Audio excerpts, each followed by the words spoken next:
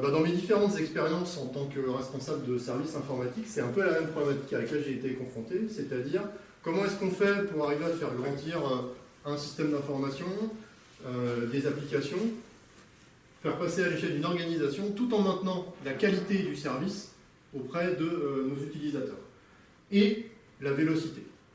L'objet de cette conf, c'est de faire un retour d'expérience sur ce que moi j'ai compris par rapport à cette problématique-là, qui est une problématique qui n'est pas facile en tant que responsable de service, et si on n'y prend pas garde, on a de grosses difficultés dans le passage à l'échelle, un gros ralentissement de la vélocité et de sa qualité en production. Donc en fait, la clé pour, quand on est DSI, pour passer à l'échelle et pour réussir ce passage à l'échelle, c'est l'industrialisation.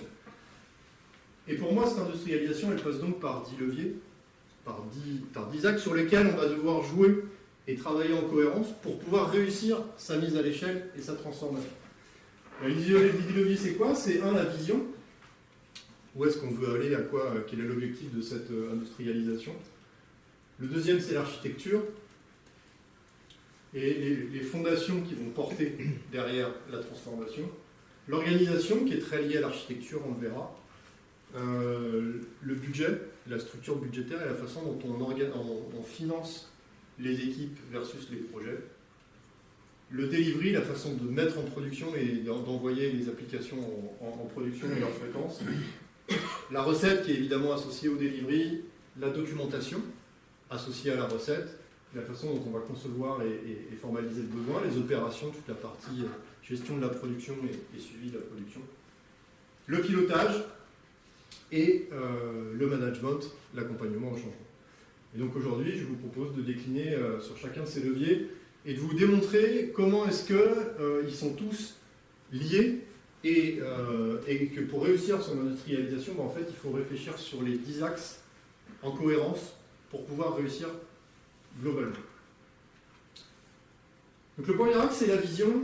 J'ai pris une citation de Sénèque: il n'y a pas de bon vent pour celui qui ne sait où il va. On ne peut pas transformer, on ne peut pas industrialiser, passer à l'échelle, ce que vous voulez, si on ne sait pas dans quel objectif on est. Et donc la vision, elle doit permettre de déterminer les objectifs business de l'entreprise, la raison de la transformation, et ça va nous être nécessaire après pour faire des arbitrages et arriver à faire converger tout le monde dans le même sens.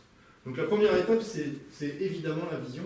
Si ça, c'est pas posé, s'il n'y a pas de trajectoire et d'objectif, on ne peut pas réussir une transformation. Le deuxième levier, c'est l'architecture. J'ai repris ici la loi de Conway, que je pense que tout le monde connaît, qui dit que si on n'y fait pas attention, l'architecture d'un système a tendance à être le reflet de l'organisation qui l'a créé.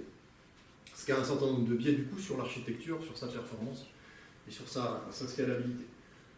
Donc on sait qu'il y a un lien entre l'architecture et l'organisation. Donc la première chose à poser, c'est l'architecture. Quand on fait un choix d'architecture, il y a deux grandes tendances à l'heure actuelle, deux grandes façons de faire. C'est le monolithe d'un côté, un gros service qu'on déploie en une fois, ou le microservice. Alors la tendance est évidemment au microservice actuellement. Il y a beaucoup de systèmes existants qui sont en monolithe.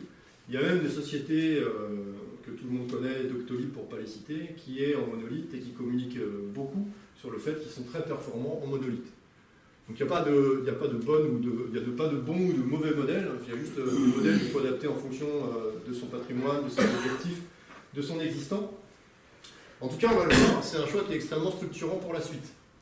Et c'est surtout ça mon point, c'est-à-dire que les deux sont possibles, mais il faut être conscient de ce que ça va vouloir impliquer après ce choix d'architecture. Donc, il y a quelqu'un qui s'appelle Martin Fowler, que vous connaissez sûrement aussi, qui a documenté et qui a écrit sur ce choix entre les microservices et le monolithe dans le cadre d'une transformation d'organisation. Qui nous dit que globalement, lui, dans son expérience et dans les retours qu'il a, toutes les expériences de mise en place de microservices réussies, elles sont parties d'un monolithe qu'elles ont extrait petit à petit pour en créer des microservices. Et à l'inverse, toutes les expériences qu'il a pu voir où il est parti de microservices, from scratch, ils ont eu beaucoup de difficultés à mettre ça en œuvre. Il se trouve que, à titre personnel, c'est ce que j'ai constaté et pu expérimenter à la fois chez Page Jaune et à la fois chez Ouest France, où on est parti sur un modèle from scratch sur des web services, une microservice, et où on a eu pas mal de soucis, et où il a fallu s'adapter fortement par rapport à ce modèle-là. Donc la conclusion de Martin Fowler,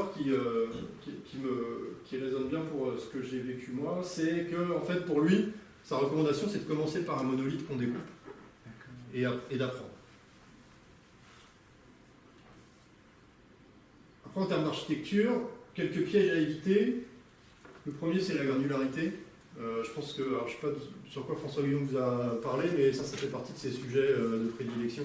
La granularité et la finesse des microservices dans une architecture. Si c'est trop fin, ça devient très compliqué à gérer en termes de dépendance et de gestion de production. L'autre piège, c'est les couplages et les dépendances entre les API, parce que l'objectif, on va le voir après, c'est que les API soient le plus indépendantes possible dans la façon qu'on va avoir de les délivrer et de les maintenir. Donc si avec des couplages forts et des dépendances, en fait, on fait du monolithe en mode microservice, ce qui pose un certain nombre de difficultés. L'autre piège à éviter, c'est de ne pas prendre en compte l'organisation associée en appliquant la loi de Conway inversée, et surtout d'avoir une approche purement technique sur la mise en place de ces microservices, et qu'on n'aligne pas ces microservices avec les processus métiers.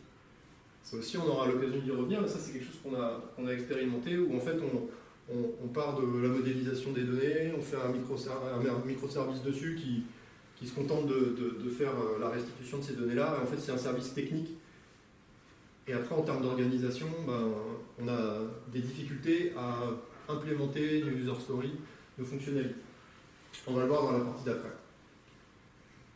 Donc ce qu'on cherche à éviter absolument quand on conçoit l'architecture, ces syndromes-là, c'est-à-dire une API qui est consommée et utilisée par plusieurs équipes.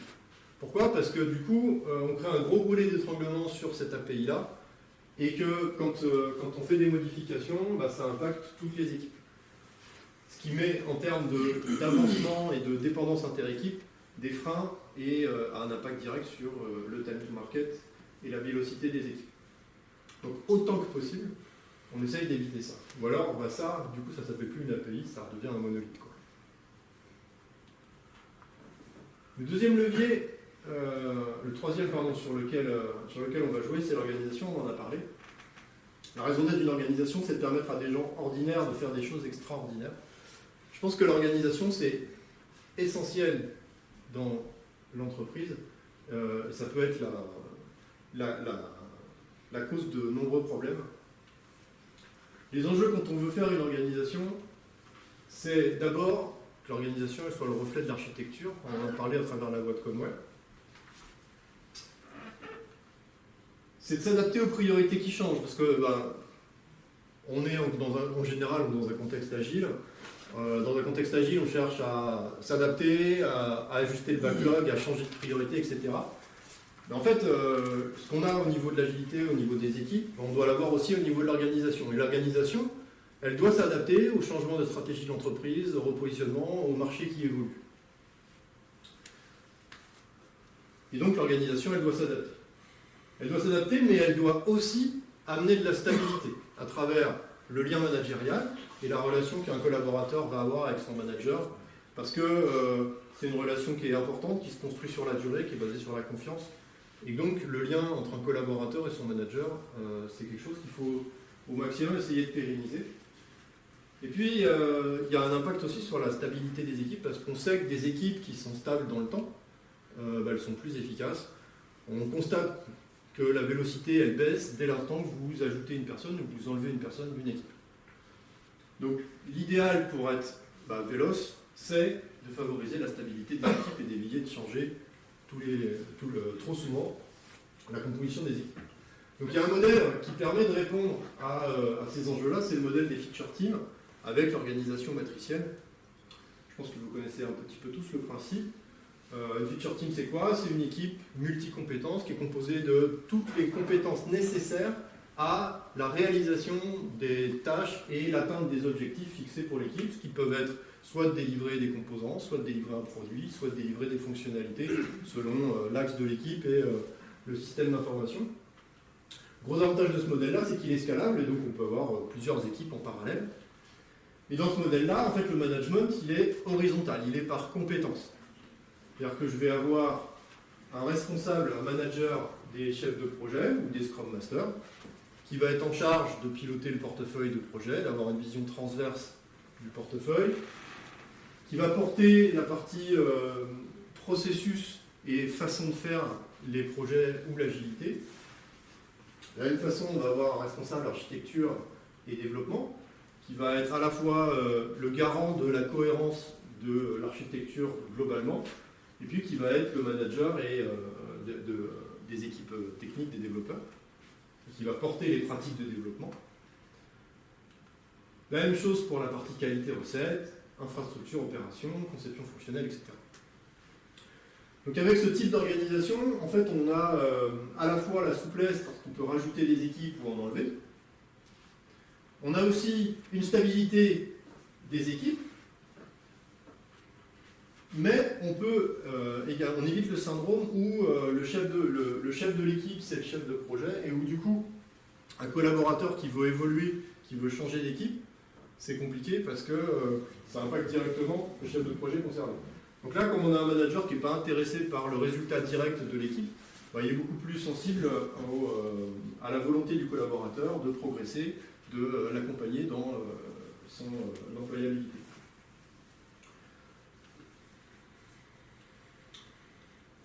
Et après, une fois qu'on parle d'équipe agile, pour moi, il y a un peu 3 modèles différents de mise en place de ces équipes agiles.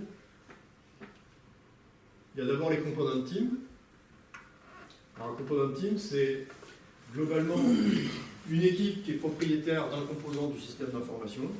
On est propriétaire responsable, c'est elle qui en assure le développement, la maintenance, et elle est la seule à pouvoir le faire. Elle est capable de l'envoyer en production de façon indépendante.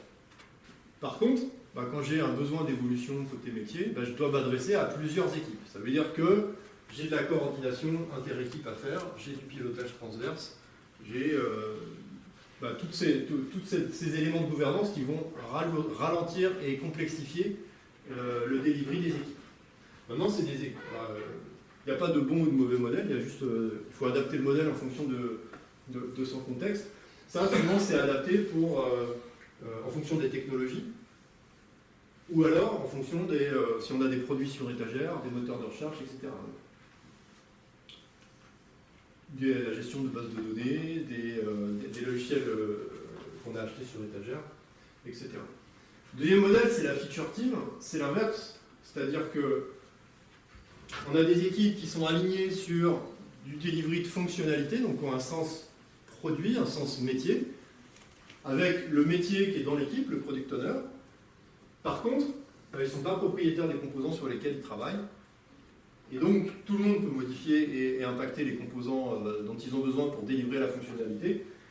Et du coup, pour le processus de delivery, c'est un release train qui est commun à toutes les équipes, qui impose le cadencement et le rythme de mise en production, avec parce que du coup, chaque équipe n'est pas autonome dans sa capacité à envoyer en production, à avoir de la réactivité pour faire du test and learn, essayer des choses rapides, avoir du feedback rapide, etc. Elle dépend du cycle du release train ici. Et puis, si une équipe a un peu merdouillé sur sa livraison, du coup, ça a des impacts sur les autres équipes. Donc ça, ce modèle-là, par exemple, c'est ce qu'on faisait chez Page Jaune, sachant qu'on avait aussi des component teams. Et puis, c'est ce qu'on a commencé par faire chez Ouest France. Et donc, le troisième modèle, en fait, c'est la réunion des deux. Et c'est, pour moi, ce vers quoi il faut essayer de tendre, c'est-à-dire d'arriver à aligner le métier des objectifs business et fonctionnels avec le delivery et l'architecture. Donc, on reboucle avec ce que je disais tout à l'heure, c'est-à-dire que là, on voit un lien fort entre la façon dont on va délivrer et envoyer en production, donc en aval, la façon dont on va concevoir et dont on va alimenter les équipes en amont, et l'architecture pour qu'elle soit adaptée. Donc ce qui est important, pour moi, c'est d'avoir bien les différents modèles en tête et après de faire un choix compte tenu de notre architecture, compte tenu de là où on veut aller, compte tenu de nos capacités à délivrer, qui soit en cohérence par rapport à ça. Donc après, à l'intérieur d'une product team, ce qui est important, c'est que l'équipe gère à la fois le build et le run. Ça responsabilise toute l'équipe sur son périmètre. Ça veut dire la gestion de la maintenance et de l'exploitation, c'est-à-dire que les développeurs sont responsables aussi de la bonne marche en production de leurs services. Ça veut dire la prise en charge des petites évolutions fonctionnelles, de la modernisation technique et la prise en charge de la dette, à la fois de la dette et des projets un peu plus impactants de refactoring de leur périmètre. Puis évidemment, les projets plus métiers fonctionnels.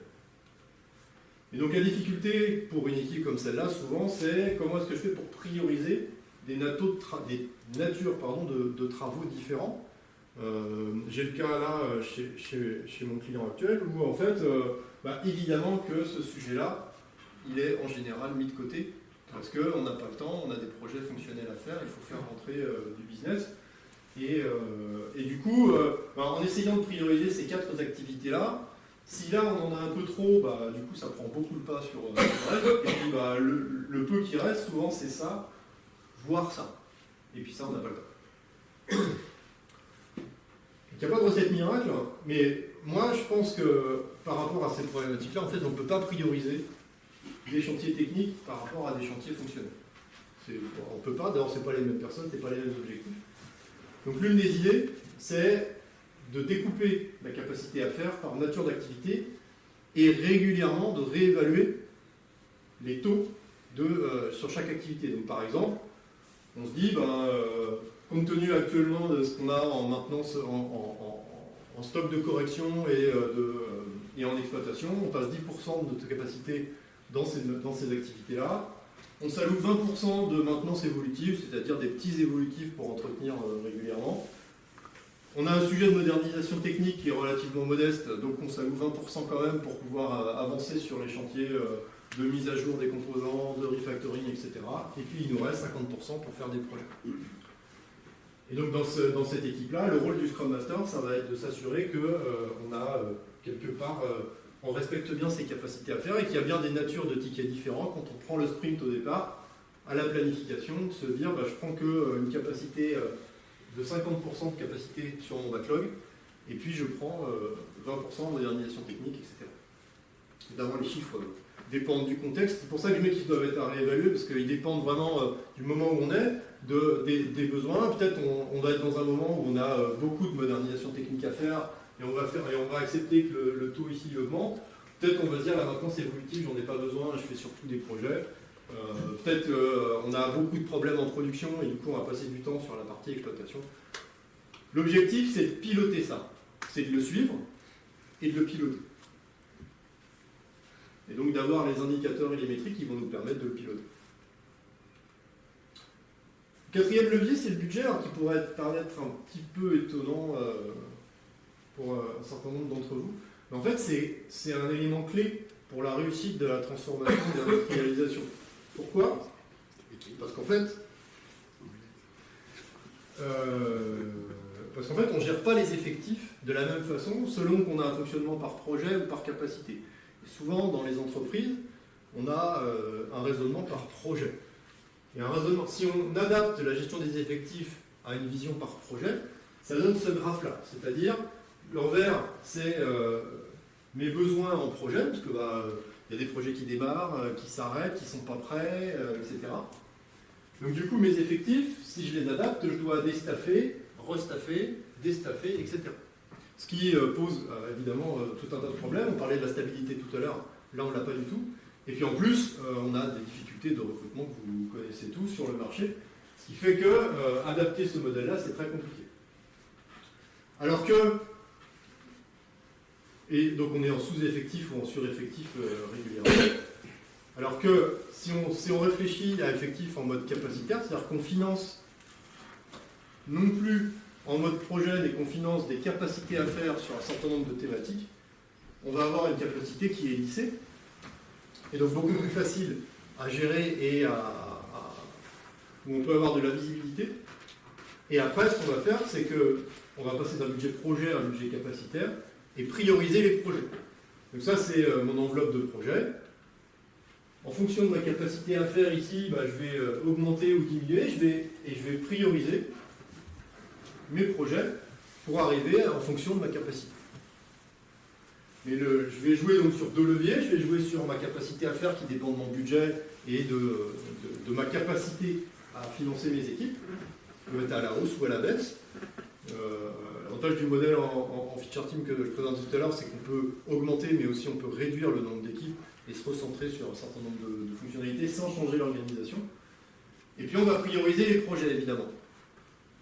Parce que je ne sais pas si c'est le cas chez Orange, mais dans mes deux expériences précédentes, en fait, on avait tous les ans un budget à faire.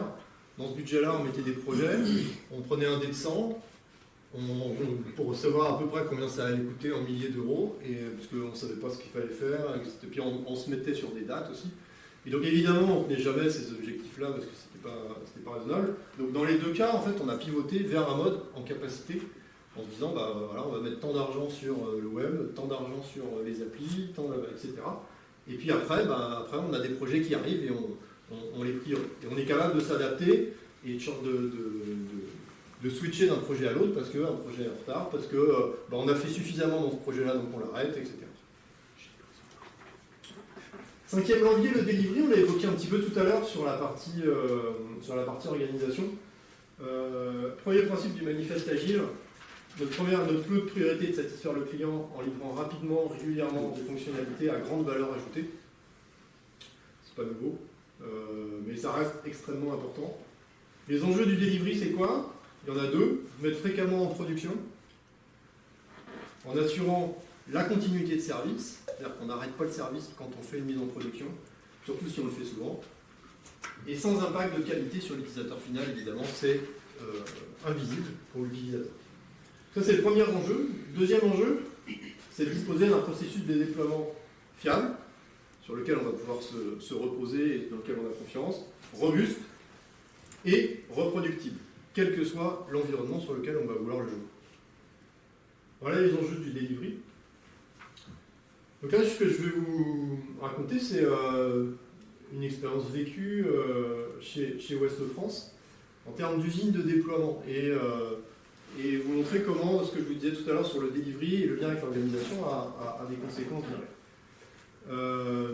Donc ce qu'on avait fait, c'est qu'on avait mis en place un certain nombre d'API en microservices, et qu'on avait plusieurs équipes qui géraient des API. Donc là, je vous ai présenté la branche master des API, que chaque API avait sa branche, enfin son master, pardon, et puis on avait des tests système à part pour valider l'ensemble.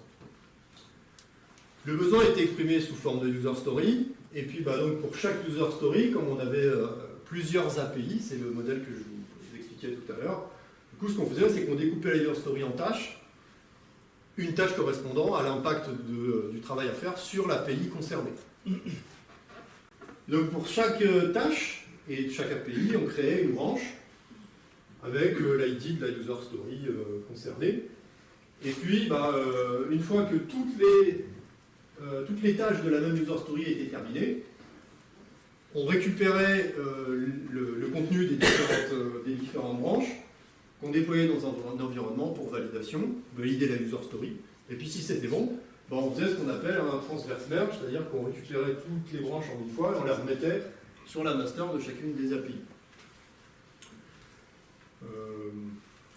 Et du coup, quand il y a une deuxième user story, ce qu'on fait, c'est pareil, on découpe la user story, on crée une branche associée.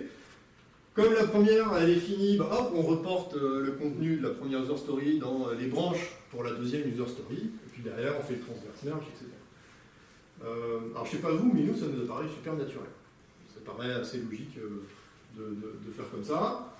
Donc ça a plutôt bien marché. Alors après, ce qu'on faisait, oui, on déployait les user stories en environnement d'intégration. Un environnement à chaque fois, avec du provisioning d'environnement, etc. On faisait un merge à la fin de l'ensemble des user stories pour obtenir une grosse version avec toutes nos API en staging, donc la version de staging qu'on validait avec nos test système, puis qu'on envoyait ensuite en production en une fois sous forme de release monobloc.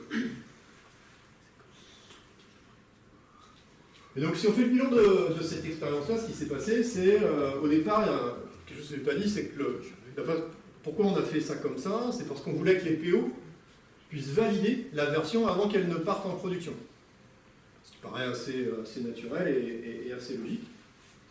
Et donc c'est pour ça qu'on a mis ce mécanisme-là avec le transverse merge. J'ai eu une création de branche où on récupère la user story pour la valider avec le PO, etc. Ça a bien fonctionné au début. C'est-à-dire qu'on était dans un contexte de refonte d'application. On a commencé from scratch les web services, enfin les microservices, tel que je vous disais tout à l'heure. Au début, ça marchait bien. Et progressivement, la machine s'est enrayée pour arriver jusqu'à un moment où on mettait en production toutes les semaines, à peu près. Et puis à un moment donné, on n'arrivait plus à mettre en production. On a été un mois sans pouvoir faire de mise en production. Parce qu'en fait, ce qui s'est passé, c'est que quand vous êtes dans un processus de release comme ça, avec un monolithe, vous avez toute une phase où vous arrêtez, vous faites un stop commit, vous arrêtez les développements, pendant que vous êtes en phase de validation de recettes pour récupérer, pour valider le périmètre de la version. Donc pendant ce temps-là, les développeurs n'ont pas le droit de commiter, il faut stabiliser la version. Donc du coup, ils font des branches, ils ne vont pas s'arrêter de travailler. Mais du coup, la recette, elle remonte des bugs, donc on doit corriger les bugs, donc reporter les corrections de bugs sur les branches qu'on a déjà ouvertes. Et puis potentiellement, on a fait une boulette sur le report, donc du coup, on amène des régressions. Et quand vous augmentez à la fois le nombre d'API concernées et à la fois le nombre d'équipes concernées, parce qu'on avait augmenté en capacité à faire, vous obtenez un moment où vous ne pouvez plus mettre en production, vous n'arrivez plus à avoir une version sur laquelle vous n'avez plus de bugs. Et vous avez tellement de branches d'ouvertes, de reports interbranches, que du coup, c'est impossible de maîtriser les reports, les régressions, etc. Et on est arrivé à un modèle où en fait chaque équipe était bloquée par les autres parce que pour que la version parte, il faut que tout le monde ait validé son périmètre et que tout le monde ait corrigé les anomalies nécessaires. Et donc on avait du coup créé des interdépendances entre les équipes. Et la raison de ça, c'est simple, c'est qu'en fait, on n'a pas appliqué ce que je vous ai raconté tout à l'heure. C'est-à-dire qu'on a fait un delivery en monolithe avec une grosse release et une grosse phase de validation de la release qui concerne tout le monde, etc., basé sur des microservices et avec des branches de microservices. Et en fait, les deux cohabitent pas très bien. On a récupéré le pire des deux modèles, on a récupéré la multiplicité des branches du microservice avec une gestion et un delivery en monolithe et en monobloc. C'est ce qui nous a amené à ça. Et donc là, nous, on a payé cher pour nous apercevoir du lien qu'il y a entre l'architecture, le delivery et l'organisation. Et donc quand on s'est rendu compte, ce qu'on a fait, c'est qu'on a changé la façon qu'on a eu de délivrer, on a adapté notre pipeline de delivery à nos microservices et à notre fonctionnement, et donc avec un pipeline par API, qui pose d'autres difficultés, parce que du coup, il faut gérer le versionning de chacune des API, il faut avoir des contrats d'interface qui sont clairs, voilà. Mais au moins, le rôle d'une équipe qui gère une API, il est clair, et ils doivent fournir ce contrat d'interface et s'assurer qu'il soit pérenne dans le temps avec de la rétrocompatibilité, etc.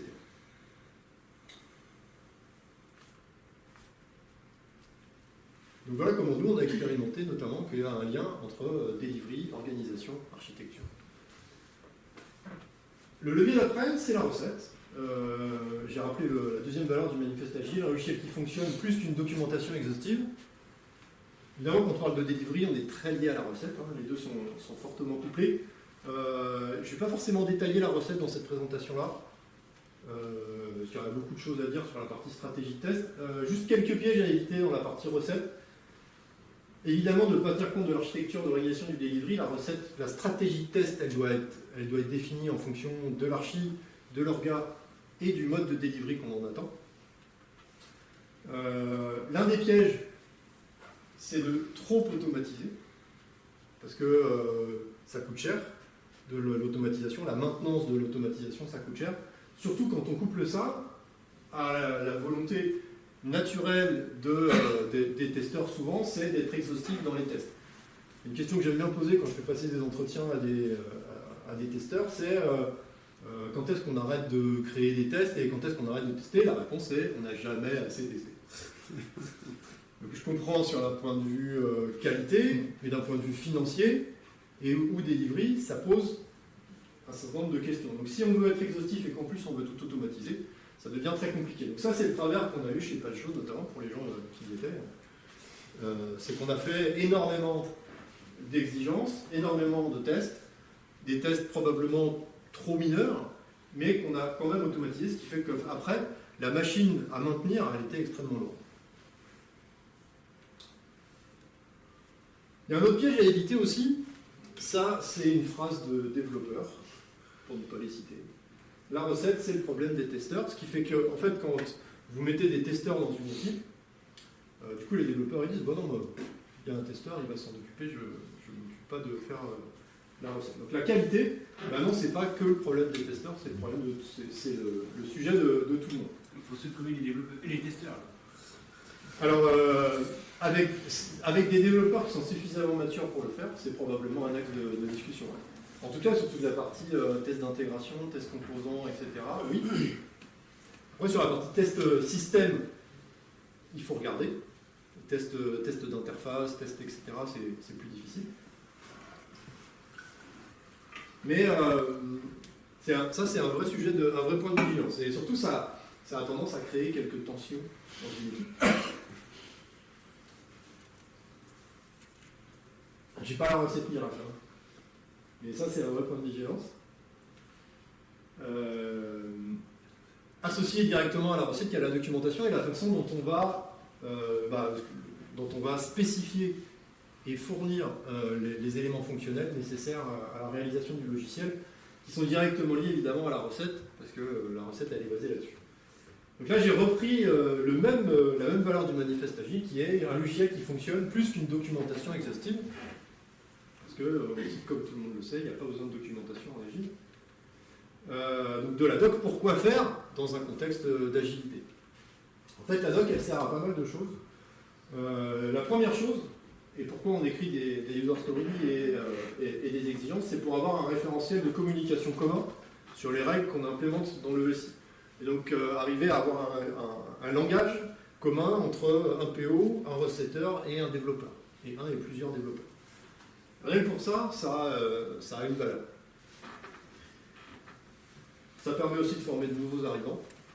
Quand on est dans une logique d'éditeur en particulier, c'est-à-dire qu'on a des produits qui vont durer des années et des années, qu'on a, comme un certain nombre de sociétés, un taux de 70 ou 80% de prestations, avec donc un turnover qui est énorme sur les projets. Ça, c'est juste indispensable pour arriver à faire monter les compétences des gens qui entrent dans les projets.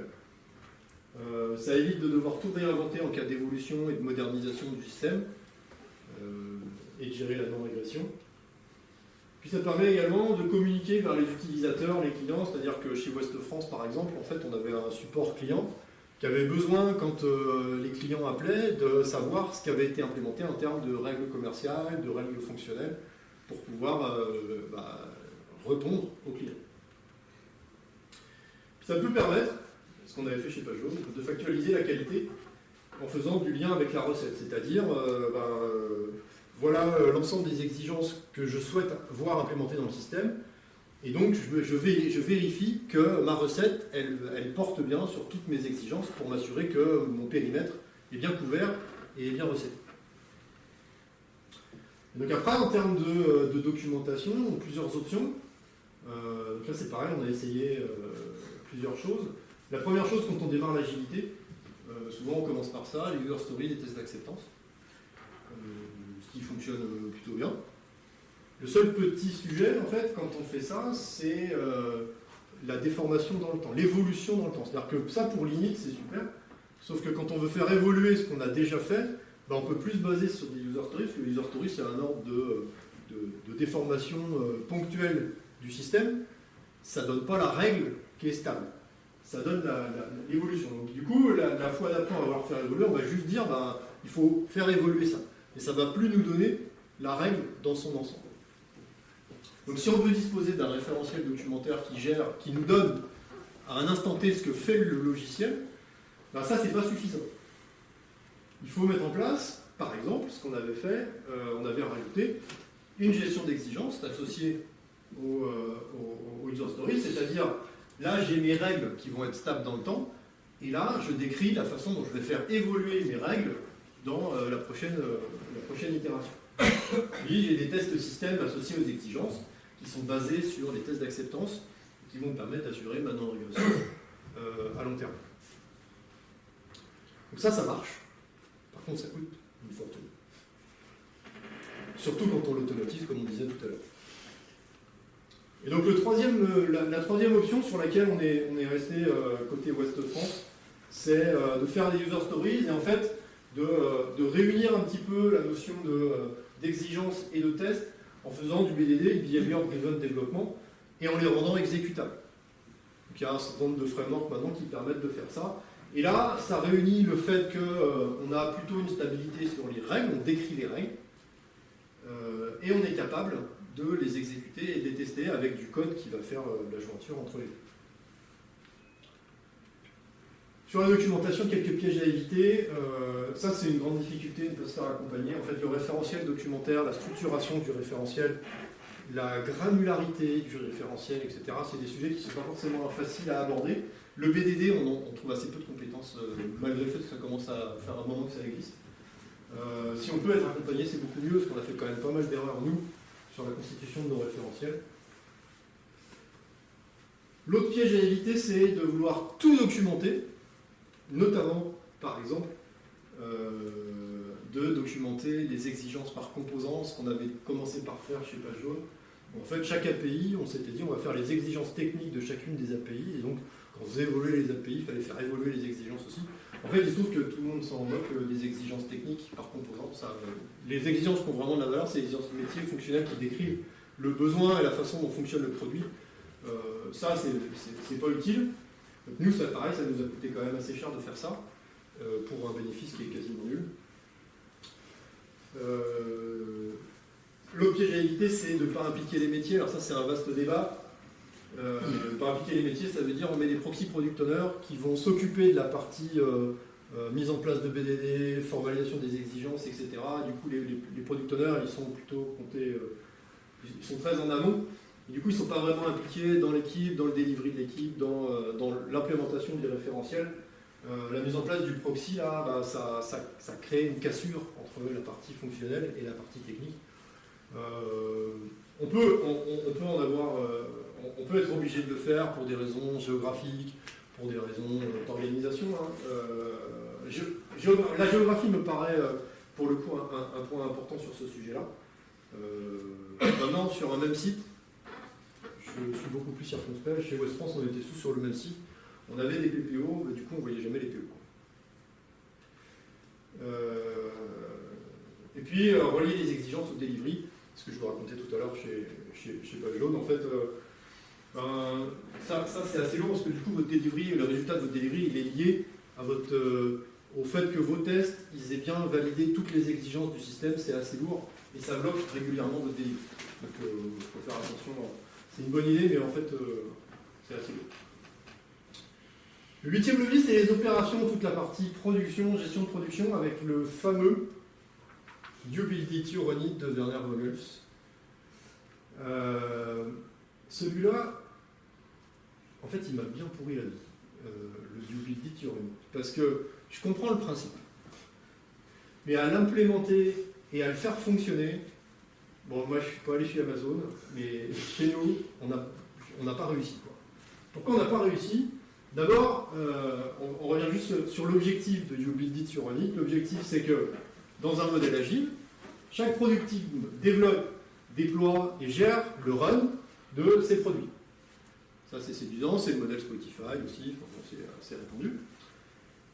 Ça veut dire, je gère le packaging et le déploiement, je gère mes plans de supervision, je gère ma définition, enfin, je définis et je suis mes métriques de production. Je fais mon suivi de production, je suis responsable du fait que la prod elle marche ou pas, et que quand elle ne marche pas, bah, c'est à moi de la réparer. Et puis c'est aussi la gestion des environnements avec idéalement de l'infra-code, je provisionne mes environnements, je les libère, etc. On peut même imaginer que j'ai un budget d'infrastructure que je dois maîtriser par rapport à mon cloud, si vous êtes revenu sur le cloud, etc. Donc pour moi, l'objectif, c'est que c'est la cloud productive, elle gère tout ça. Donc dans You Build It, You Run It, moi je mets tout ça. Et donc oui, ok, sur le principe je comprends, mais on a un petit problème. C'est les astreintes. 24-24. Comment? Ouais, 24-24. Ouais, le 24/7/365. Alors, il y a des environnements où les astreintes, c'est pas un sujet. Par exemple, mon client actuel, ils font du B2B. C'est des horaires d'ouverture professionnels. Donc là, les astreintes, ça va. Quand on fait du web grand public, comme c'était notre cas chez Page Jaune ou notre cas chez Ouest France, ou chez mon client actuel qui est en train de s'internationaliser avec des décalages de fuseaux horaires, du coup, vous retrouvez une problématique de 24/7. Et donc pour les astreintes, on a deux options. Soit on a une équipe support niveau 2 centralisée, donc qui va gérer l'ensemble, qui va être le point d'accès pour toute la gestion des astreintes, mais du coup qui n'est pas dans une équipe agile, qui n'est pas dans une productive. L'avantage, c'est qu'on va mutualiser les coûts sur cette notion-là, mais on ne va pas responsabiliser de bout en bout l'équipe, donc on va arriver dans le syndrome qu'on a vécu, c'est-à-dire moi ça part en production, c'est plus mon problème. Et la qualité de comment ça fonctionne en production, voilà. Et on génère inévitablement des conflits entre les devs et les ops, parce que le dev, il a committé vendredi à 17h, que ça part en production juste après, il a amené une régression, parce qu'il lui a dit non, t'inquiète pas, ça roule, et que du coup, le samedi, c'est l'ops qui est appelé en urgence parce qu'on a pété la porte. Rien à voir avec des situations d'études. Ça, c'est le premier modèle. Donc ça fonctionne. Le gros intérêt, c'est ça, c'est la mutualisation des coûts. L'autre modèle, et donc l'application du modèle de Bernard Overgels, c'est chaque équipe gère ses astreintes. Donc, dans ce modèle-là, un premier sujet, c'est la sous-traitance. C'est-à-dire que quand vous n'avez que des gens qui sont internes salariés de l'entreprise, ça se gère. Dans un cas de sous-traitance en régie avec du délit de marchandage, ça devient plus compliqué. Parce que là, vous allez demander à des sous-traitants de faire le même métier qu'un interne, et chez Orange, vous êtes particulièrement bien placé pour savoir les problèmes que ça pose. Ça veut dire aussi, souvent, que si c'est l'équipe qui gère ces astreintes, elle va faire moins de procédures de production, elle va moins documenter, elle va moins processer les opérations de production. La production va être un petit peu plus banale que si c'est une équipe dont c'est le métier qui s'en occupe. C'est ce qu'on a pu constater aussi. Et puis il y a un point, les deux derniers points sont aussi très importants pour arriver à ça. Ça veut dire quand même que dans l'équipe, on a des gens qui sont capables de gérer la production, d'intervenir en production en cas de problème. Ça veut dire que tout le monde connaît à peu près tout le périmètre de l'équipe, et donc ça nécessite une polyvalence. Et puis en recrutement, ça nécessite d'avoir des gens qui sont, un, d'accord pour le faire, et deux, capables de le faire. Donc ça réduit quand même beaucoup les capacités en recrutement, compte tenu de la polyvalence nécessaire. Donc ça pour dire que, en fait, moi j'ai pas réussi à faire ça. Ce modèle, on n'a pas réussi, ni chez Ouest France, ni chez Page Jaune, parce que c'est super compliqué d'arriver à concrètement mettre ça en place, surtout compte tenu de la législation liée aux astreintes, avec les problématiques de rémunération que ça impose, les questions du temps de récupération, etc. D'autant plus si on fait du microservice, quoi, parce que les équipes sont de plus en plus petites, quoi. Ouais, effectivement. Sur des petites équipes, ça revient assez souvent. Ils bouffent des gens sur des continents différents, et puis voilà, comme ça ils travaillent comme ça. Ouais, c'est vrai. Alors, c'est peut-être une des raisons d'internationalisation, effectivement. Ouais. Alors, c'est pour ça qu'il y a des développements en Inde, alors. Ouais, aux États-Unis. Je comprends mieux, ouais. Okay. Le Maroc, ça vaut quand même pas le coup. Non, le Maroc, ça vaut pas le coup, c'est bien connu, ouais. Ça dépend d'où on développe au départ. Ouais. Si on parle des États-Unis ou de l'Australie, c'est pas tant. Ouais, c'est vrai. Le 9e levier, c'est le pilotage. On a bien vu tout à l'heure l'impact. Hein. Donc, le pilotage, en fait, l'objectif, c'est de s'engager et de tenir les délais.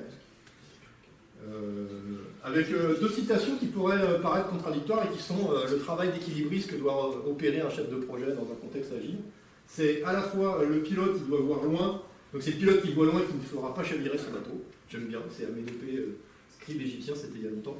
Mais voilà, donc le rôle d'un chef de projet, c'est de voir loin pour prendre la bonne trajectoire et faire en sorte que son projet il aille dans la bonne direction. Et avec aussi l'adaptation au changement, plus que le suivi d'un plan, quatrième valeur du manifeste agile.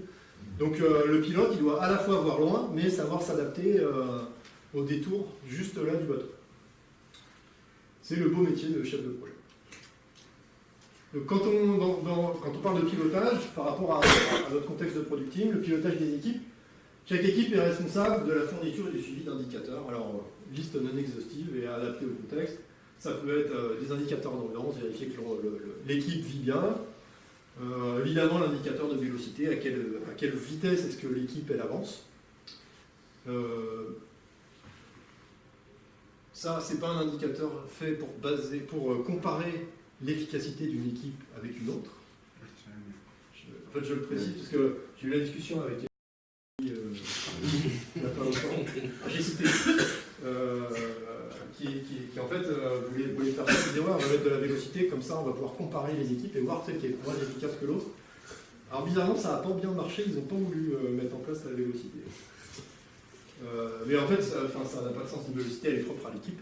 Ce qui est intéressant dans la mise en place de la vélocité, c'est juste de voir son évolution et son amélioration ou sa dégradation. Et si dégradation, qu'est-ce qui se passe et comment on peut corriger ça. Voilà, c'est à ça que sert l'indicateur de vélocité. Ça sert aussi à se projeter et à pouvoir s'engager sur des délais et une mise en visibilité des dates. Le stop des user stories pour savoir si l'équipe elle est alimentée correctement, si elle a de quoi faire et de quoi travailler. Le taux de maintenance, c'est-à-dire le temps qu'on passe c'est mes 10% de tout à l'heure, le temps qu'on passe à faire du maintien en conditions opérationnelles. Évidemment, plus c'est petit, mieux c'est. Donc si ça augmente, il faut se poser la question, qu'est-ce qui se passe? Et peut-être qu'il y a de la modernisation technique à faire. Un nombre d'anomalies créées par semaine, qui est un peu lié. Pas de dommage. Le stock d'anomalies à traiter, c'est pareil, si ça monte, il faut se poser des questions. Puis le lead time, c'est-à-dire le temps qui sépare le moment où j'ai une idée et le moment où j'inscris un élément dans le backlog du moment où il va être mis en production et disponible pour l'utilisateur final. Et donc dans un contexte agile, on a besoin de se projeter et de produire un planning pour donner de la visibilité, pour s'engager. Mais quand on cherche à faire un planning, en fait, l'objectif c'est juste de vérifier, quand on démarre le projet, qu'il y a une adéquation entre les moyens qu'on va se mettre, le budget, le périmètre, l'idée qu'on a et le périmètre du projet qu'on voudrait avoir, grosse maille, et puis le délai qu'on envisage. Parce que si en fait les trois ne sont pas en adéquation, peut-être on ne va pas lancer le projet. S'il coûte trop cher par rapport aux bénéfices qu'on en attend, qu'il arrive trop tard, ou qu'il n'y a pas assez de fonctionnalités par rapport à... en fait, on va peut-être juste pas lancer le projet. Donc on a besoin, en amont, de vérifier qu'il y a une cohérence sur ces trois axes-là.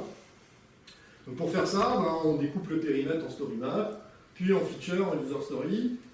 On va faire une macro-estimation de chacune des user stories en jour 1. Et en général, ces estimations-là, ça peut être les PPO qui font en taille de, alors pas de taille de t-shirt parce que c'est pas facile à exploiter, mais en billets de banque. 1, 2, 5, alors il n'y a pas de billet de 1, mais en dollars alors. 1, 2, 5, 10, 20, 50, 100, 200, 500. Voilà. L'objectif, c'est pas d'être précis, là, c'est juste de vérifier l'adéquation. Et trop souvent, en amont des projets, on demande de faire des chiffrages détaillés, ce qui va nous prendre des plombes et qui n'a absolument aucune valeur en termes de démarrage, au moment du démarrage de projet. Puis après, on construit le planning, une fois qu'on a des macro-estimations et des charges, à partir des charges, puis des capacités qu'on a à mettre en place. Donc, par exemple, chez Ouest France, on a travaillé sur la refonte du site Voiles et Voiliers avec un objectif qui était la route du Rhum. Donc, la route du Rhum, c'était le 4 novembre. Et la date, on la connaissait et on ne pouvait pas trop jouer dessus.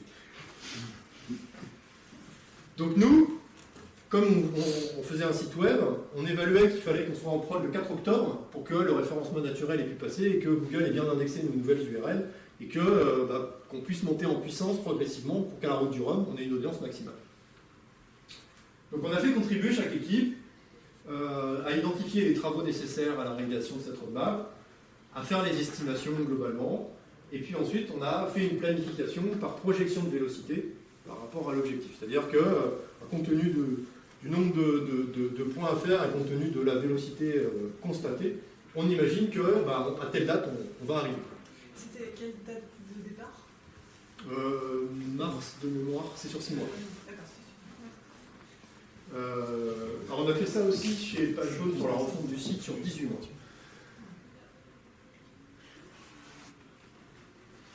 Et donc ça donne ça c'est un exemple du burn-up qu'on a utilisé pour faire ce suivi-là. Donc en violet, c'est la courbe quand on a lancé le projet, c'est-à-dire voilà la vélocité qu'on constate, donc compte tenu de nos capacités à faire et du nombre de choses qu'on a à faire, on aura fini le Java 6 le 25 octobre. Voilà. Et le vert, c'est le constater. Et donc c'est assez facile à partir de ça de savoir si on est en avance ou si on est en retard, et puis juste par projection de savoir de combien on est en retard. Et après d'arbitrer sur le périmètre, la capacité, etc. En fait, pour moi, ça fonctionne plutôt bien sur du long terme, parce qu'on constate que la vélocité elle est relativement stable dans une équipe qui est organisée et qui est lancée. Du coup, on n'a plus besoin de passer 4 heures à faire des chiffrages détaillés de chacune des tâches de sprint. Avec une phrase que j'ai beaucoup entendue dans les équipes de développement. En agile, on ne s'engage pas sur un délai. Ce qui, pour moi, est complètement faux, parce que l'agile permet justement de tenir le délai et nous fournit tous les leviers qu'on va pouvoir actionner pour pouvoir tenir ce délai-là. On va jouer sur le périmètre, on va jouer sur les priorités, mais à la fin, on sait tenir un délai. Et en tout cas, si on veut sortir pour la route du Rhum, on n'a pas le choix, le délai, on le connaît. Et la route du Rhum, c'est tous les 4 ans, c'est ballot, parce que si on rate le 4 novembre, là, ça repart de beaucoup. Dernier levier de management, quelle heure il est 13h30, je suis en retard. Réaliser les projets avec des personnes motivées, fournissent l'environnement et le soutien dont elles ont besoin, faites leur confiance pour atteindre les objectifs fixés. 5e principe du manifeste agile. Quelques bonnes pratiques en termes de management, s'il y en a une à retenir. Et toute la présentation, c'est celle-là. Ne pas grossir trop vite. C'est hyper tentant de dire il y a plus de boulot, donc j'empile des développeurs. Ça ne marche pas. Ça ne marche pas. Chez mon client actuel, là, c'est ce qu'ils ont fait. Ils étaient 10 il y a un an, ils sont 30 maintenant. Ils ont pris plein de développeurs et on a constaté, on a fait les courbes. En fait, le nombre de tickets qu'ils ont traités est le même et stable sur toute l'année. Alors qu'ils ont multiplié par 2 les équipes. Par contre, leur nombre de régressions, de corrections nécessaires a, lui, beaucoup augmenté. Donc ça ne marche pas. Il faut grossir progressivement, il faut surtout avoir les bases pour pouvoir grossir. Donc, refuser de grossir trop vite, je l'ai fait, moi, plusieurs fois, mais ça ne marche pas. Voilà. Et on a payé cher pour le constater, parce qu'en plus, quand vous grossissez, ça coûte cher. Votre erreur, elle coûte de plus en plus cher. Accompagner les équipes sur toute la mise en place de l'agilité, c'est quelque chose que, moi, à titre personnel, j'ai souvent négligé. Après, il faut trouver les bons accompagnements, c'est pas forcément simple, mais c'est important. Définir avec les équipes des objectifs collectifs et non pas des objectifs individuels. Favoriser l'autonomie dans un certain cadre. L'autonomie, bien sûr, mais à la fin, il faut poser le cadre et qui va permettre cette autonomie-là. Le cadre, notamment dans le cadre de mon projet Voiles et Voiliers, c'est le pilotage transverse. J'ai plein d'équipes qui sont concernées. Chaque équipe a une autonomie, oui, mais à la fin, je veux valider que l'ensemble va arriver à la bonne date. Donc j'ai besoin d'avoir des points de rendez-vous qui sont communs et des choses qui sont communes. Et puis en termes de technologie aussi, parce que si je veux éviter que j'ai plein de technologies partout dans tous les sens, j'ai besoin aussi de rationaliser. Et ça, c'est le rôle de mon architecte transverse urbaniste. Et puis impliquer les équipes au plus tôt dans le processus de fabrication. Donc plus tôt on sollicite les compétences techniques, et mieux c'est pour la suite. Bilan. Est-ce que vous savez comment on mange un éléphant? Une bouchée à la fois. Une bouchée à la fois, exactement. C'est bon l'éléphant. J'ai pas goûté. Donc si on cherche à répondre à la question que je vous posais au début de la conférence, qui est c'est quoi l'enjeu enfin, comment est-ce qu'on fait pour passer à l'échelle tout en maintenant sa qualité de service et sa vélocité? En fait, on va travailler, comme on l'a vu, sur les 10 axes, en cohérence, dans le bon ordre, c'est-à-dire commencer par poser une vision, en déduire l'architecture, l'organisation, la structure budgétaire et le financement des équipes, le delivery, la recette, la documentation. Ces 3 étapes-là vont nous définir le processus de fabrication du logiciel, la façon dont on va travailler. Une fois qu'on a fait ça, on s'occupe de la partie opération, des outils. On ne commence pas par les outils, les outils c'est juste la réponse au processus qu'on veut mettre en place. Le pilotage qui va prendre en charge le bon déroulement de toutes ces étapes. Le management en transverse sur l'accompagnement au changement et une boucle de feedback, une boucle d'apprentissage et des itérations où on va itérer progressivement pour enrichir la vision de ce qu'on a constaté, etc. Donc, et on va faire ça par rapport à notre monolithe, par morceau. Donc on va prendre notre monolithe, on va prendre un morceau, on va appliquer le cycle sur un premier morceau, pourquoi pas en microservice, et puis un deuxième, et puis un troisième, etc. C'est la conclusion de ma présentation. Merci.